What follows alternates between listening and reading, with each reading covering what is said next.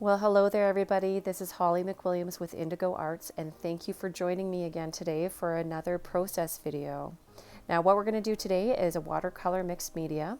And as almost all of my watercolor mixed medias, I like to start off with a drawing with pencil first. After I have my drawing, I like to do a little bit of some light washes and basically plunking in where all of the value structure is going to be.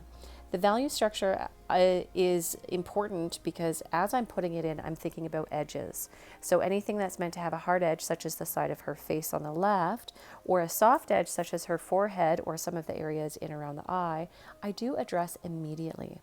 Now, my color choices for this were a little bit kind of unique, considering that I'm living in the cool family of some blues and some slate purples and all that sort of stuff. So it's a little bit different than the normal skin tones. And my subject here is something I'd like to talk about too, because it's one of my absolute favorite sculptures. So this is Pieta, which means the piety in Italian. So it's a Renaissance sculpture by Michelangelo, and it currently lives in the St. Peter's Basilica in the Vatican City. I love this sculpture so much. The look on her face is just so loving.